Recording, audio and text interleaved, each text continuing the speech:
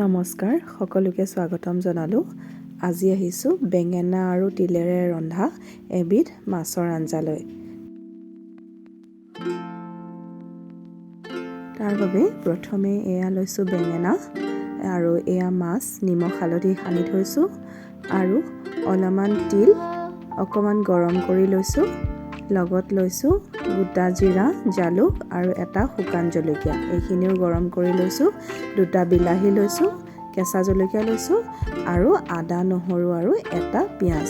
প্ৰথমে তেল গৰম কৰি মাছখিনি সুন্দৰকৈ ৰঙাচুৱা হোৱাকৈ ভাজি লম। মাছখিনি সুন্দৰকৈ ভজা হ'ল। এতিয়া সেই তেলতে নিমখ হালধি সানি থোৱা বেঙেনা কেইডোখৰো ধুনীয়াকৈ ৰঙাকৈ ভাজি ল'ম।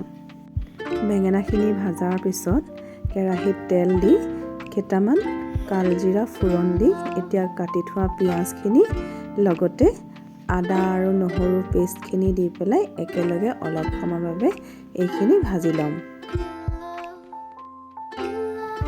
পিঁয়াজ, আদা, নহৰুৰ লগতে ফালি থোৱা কেঁচা জলকীয়া কেইটাও লগতে দি দিছোঁ। এইখিনি ভালদৰে ভাজ খোৱাৰ ফলে ইয়াত এতিয়া দুটা বিলাহী কাটি থৈছিলোঁ, সেই বিলাহী দুটাও লগতে দি অলপ সময় ভাজি ল'ম। বিলাহীখিনি গলিবৰ বাবে একেলগে প্ৰয়োজন মতে নিমখ আৰু হালধিও দি দিম। নিমখ দি দিলে বিলাহীখিনি সুন্দৰকৈ গলি যায়। এয়া নিমখ হালধি দিয়াৰ পিছত বিলাহীখিনি অলপ দেৰি ভাজাৰ পিছত সুন্দৰকৈ গলি গৈছে বিলাহী। এতিয়া ইয়াতে ভাজি থোৱা তিলখিনি অলপ গুড়ি কৰি ল'লোঁ। সেই তিলৰ গুড়িখিনিও লগতে ভাজি ল'ম। মছলাখিনি তলত ধৰি নাযাবৰ বাবে অকণমান পানী দিম। এই পানীখিনি দি মছলাখিনি সুন্দৰকৈ অলপ সময় লৰাই ল'ম। এতিয়া ইয়াত ভাজি থোৱা বেঙেনাখিনি দি দিম।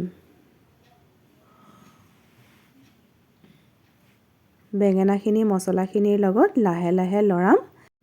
বেঙেনাখিনি মছলাৰ লগত ভালদৰে ভাজ খালে এতিয়া ইয়াত প্ৰয়োজন মতে পানী দি মাছ কেইডোখৰ দি ভালদৰে উতলিবলৈ দিম।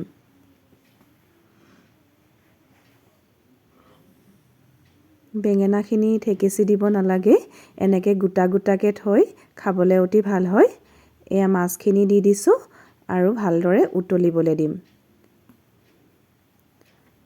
আঞ্জাখন ভালদৰে উতলাৰ পাছত ভাজি থোৱা মছলাখিনি ইয়াত একেলগে মিহলাই দিম। মছলাখিনি গুড়ি কৰি ল'ব লাগিব, তাৰপিছত দিছোঁ।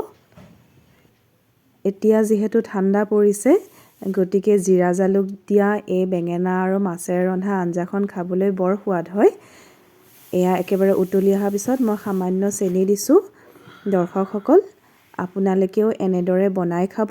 যদিহে এই ৰেচিপিটো চাই ভাল পালে তেনেহ'লে প্লিজ এবাৰ লাইক কৰিব আৰু নতুন দৰ্শকসকলে মোৰ চেনেলটো ছাবস্ক্ৰাইব কৰিব।